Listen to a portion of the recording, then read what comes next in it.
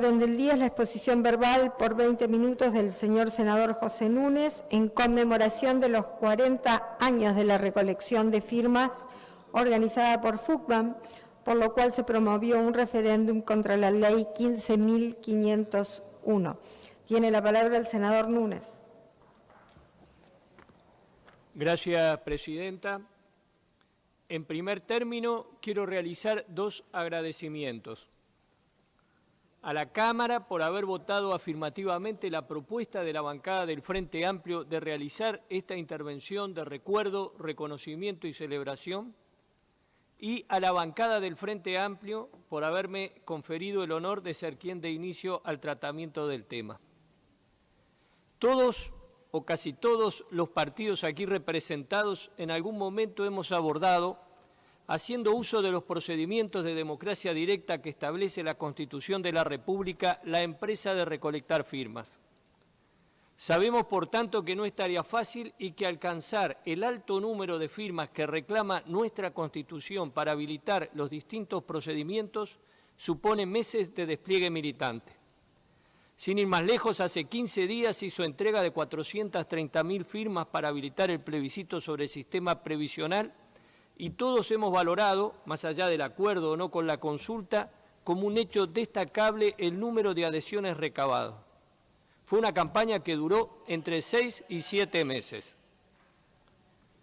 El hecho que hoy estamos conmemorando, la jornada de recolección de firmas organizada por la FUCBAM contra la Ley de Propiedad Horizontal de la Dictadura, el 26 de febrero de 1984, juntó en un solo día 330.000 firmas.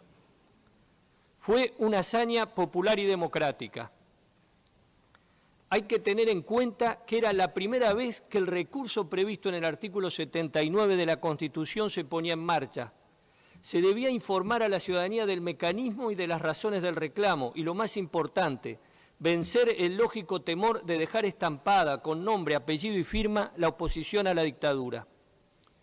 Es cierto que el muro de silencio que había impuesto la dictadura se resquebrajaba y el pueblo había ganado la calle con sus demandas económicas y políticas, pero el aparato represivo seguía intacto y actuando.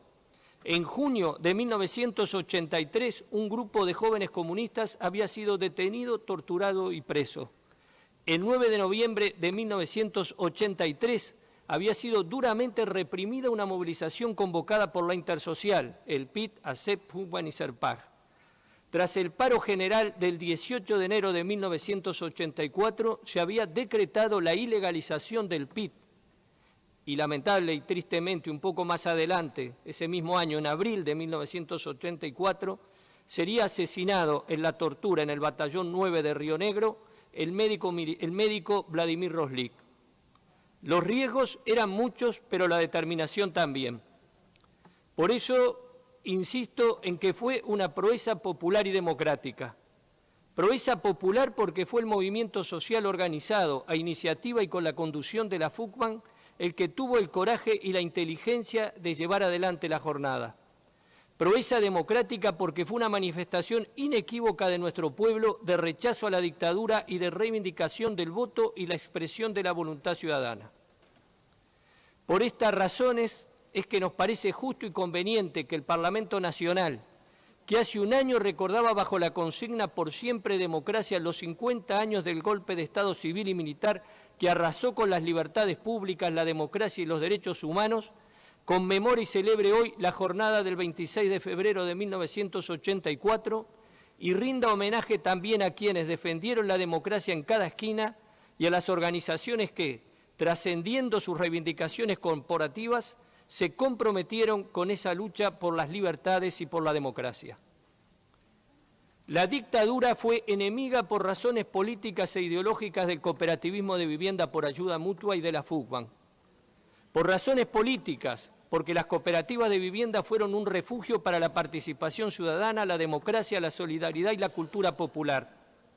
Por razones ideológicas, porque si se piensa que el desarrollo humano se cimienta en la competencia y la desigualdad, que la vivienda es una mercancía y que será el mercado el que resuelva el problema del acceso a la misma, las cooperativas están de más y hay que terminar con ellas.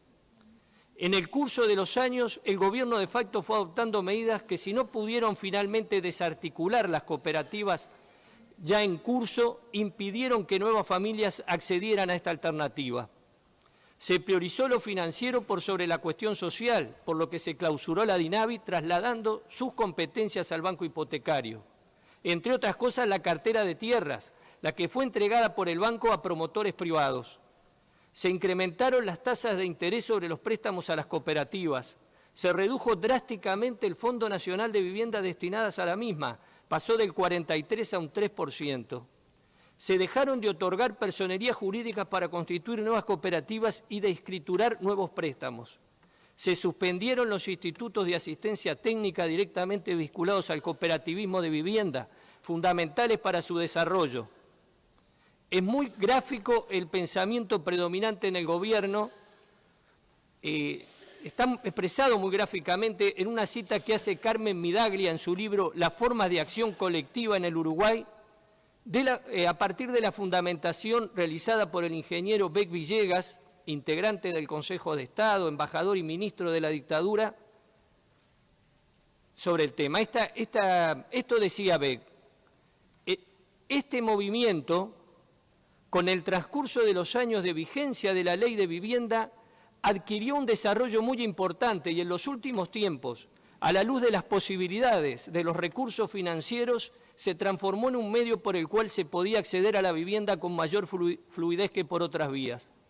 Eso trajo como consecuencia la formación de un número muy importante de cooperativas, que por mandato de la ley requieren de la asistencia técnica de institutos, que es una asociación integrada por profesionales universitarios que fueron llevando a un nucleamiento de todo el movimiento cooperativo, que en buena parte no se adecua totalmente a la idiosincrasia de nuestros ciudadanos y que en muchos casos contiene dentro de sí algunas facetas que pueden preocupar, ya que pueden llegar a afectar la seguridad.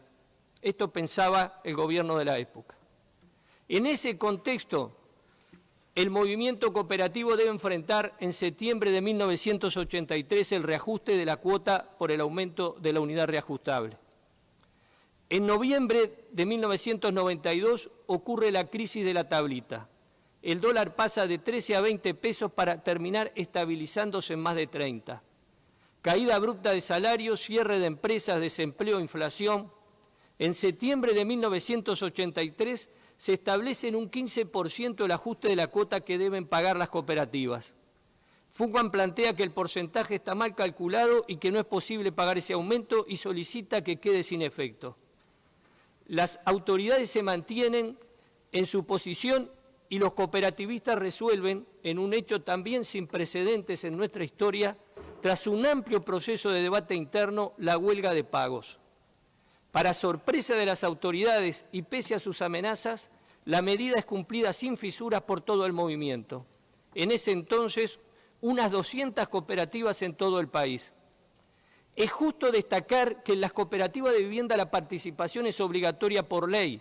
La capacidad de decisión de los consejos directivos de las cooperativas están acotadas. Debe resolver las asambleas de cooperativistas y son estas quienes nombran a los delegados que participan de las asambleas nacionales de FUCBAN y les establecen un mandato.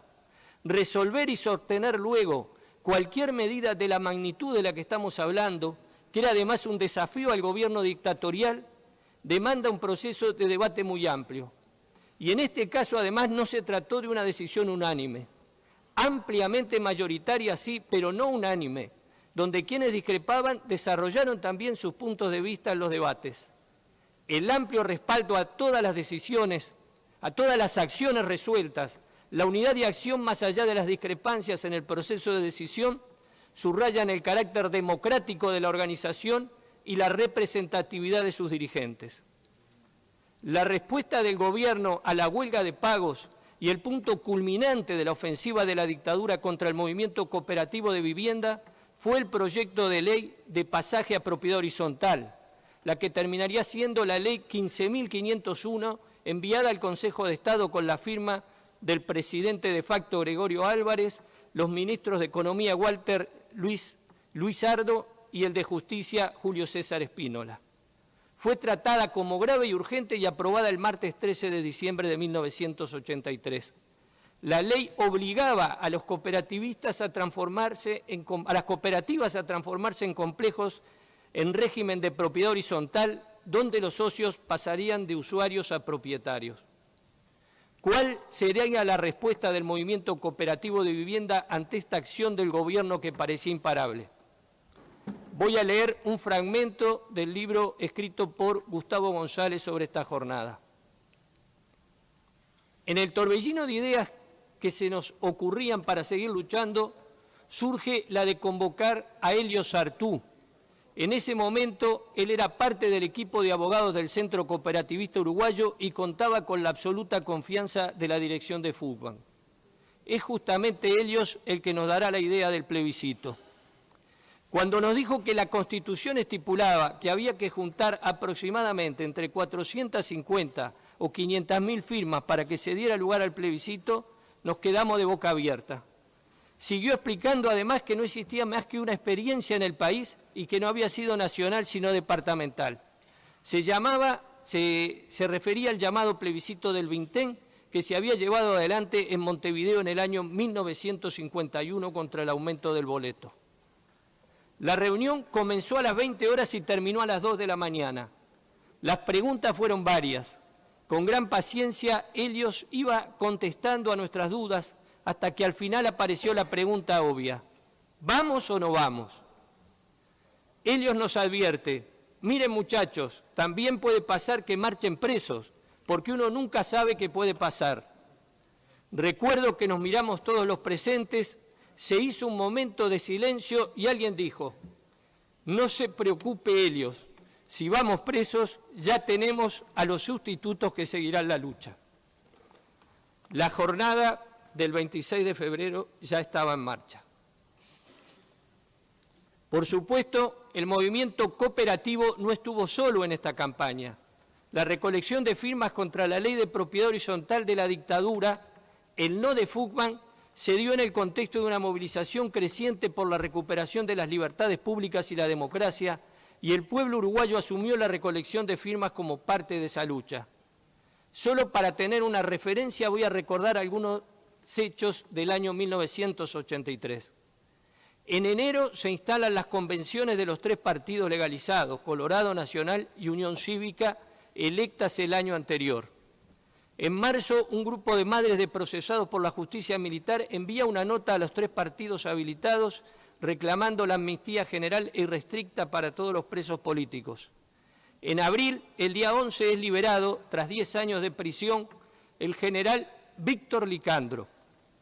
Ese mismo mes, 34 asociaciones laborales, sindicatos de base, solicitan autorización para realizar el acto del 1 de mayo. Ya había comenzado a funcionar el PIT. En mayo el 1, bajo la consigna de salario, trabajo, amnistía y libertad, con la presencia de 150.000 personas, se conmemora en Montevideo el Día Internacional de los Trabajadores. En agosto se reúne por primera vez la intersectorial, coordinación integrada por los 3 partidos políticos legales, el Frente Amplio y la intersectorial. Tanto la intersocial como la intersectorial funcionarán en el local de FUCBAN hasta mediados de 1984. El 25 de agosto es convocado el primer cacerolazo con apagón, que tiene una respuesta masiva de la población y es una manifestación incontrovertible del repudio a la dictadura. En septiembre se celebra la Semana del Estudiante, que culmina con una multitudinaria marcha y un acto en el Estadio Francini. En noviembre, convocado por la intersocial, se realiza una marcha el día 9 que es brutalmente reprimida. El 27 de noviembre, convocada por la intersectorial, se congrega el Río de Libertad en torno al obelisco, reclamando el fin de la dictadura y las elecciones libres. El 16 de diciembre es clausurada X30 y su director, José Germán Araujo, realiza una huelga de hambre que convoca múltiples y multitudinarias expresiones de solidaridad. El 26 de diciembre arriban a Uruguay los niños del exilio. El 18 de enero se realiza un paro general convocado por el PIT con una masiva adhesión. El día 26 de febrero de 1984, 10.000 brigadistas, entre las 8 y las 20 horas, recorrieron barrios y villas de todo el país. Eran militantes de todas las organizaciones sociales, de la intersocial y de sectores de todos los partidos políticos de la intersectorial que en los días previos habían ido declarando su apoyo a la jornada y convocando a la ciudadanía a firmar. Lo mismo hicieron múltiples exponentes de la cultura popular. Se instalaron puestos fijos en cooperativas, clubes deportivos, parroquias, locales de diversas organizaciones sociales. En la sede de FUCBAN se instaló el estudio de la 30, que con su director al micrófono transmitió todo el día. La jornada transcurrió con normalidad en Montevideo, pero en varios departamentos del interior los jefes de policía intentaron prohibir la misma y en algunos no fue posible recolectar firmas. A la noche de ese mismo día, desde el balcón de la sede de FUCBAN, donde estaba instalado el centro de cómputos, se proclamaron los primeros números. Compañeros, llegamos a las 300.000 y no paran de llegar. Al día siguiente, FUCBAN convocó a una conferencia de prensa donde confirmó las 330.000 firmas alcanzadas. La ley 15.501 nunca fue aplicada. Fue más adelante declarada inconstitucional por la Suprema Corte de Justicia y finalmente derogada en 1986. Termino, Presidenta, con 4 reconocimientos y un comentario final. En primer término, a las uruguayas y uruguayos que ese día abrieron sus puertas y pusieron su firma por la solidaridad y contra la dictadura. Ellos hicieron esta historia. En segundo lugar, a las y los militantes de FUCBAN y de las demás organizaciones que planificaron durante días esta jornada para que pudiera ser el éxito que fue, y a los miles que salieron a juntar firmas ese día poniendo el cuerpo detrás de las ideas. Un reconocimiento y un homenaje muy especial al doctor Elio Sartú, un hombre que puso su saber y su tiempo al servicio de la clase trabajadora y de los más postergados. Y un reconocimiento muy especial a la FUCBAN.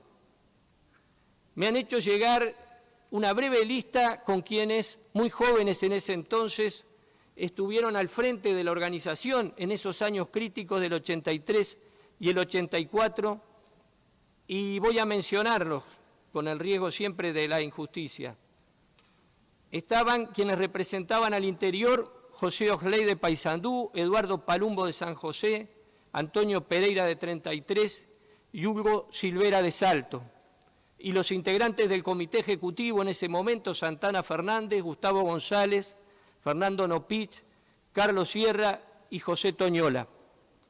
Quiero realizar una mención especial a José Toñola, un militante comprometido, un gran compañero, un hombre bueno, que lamentablemente falleció demasiado joven.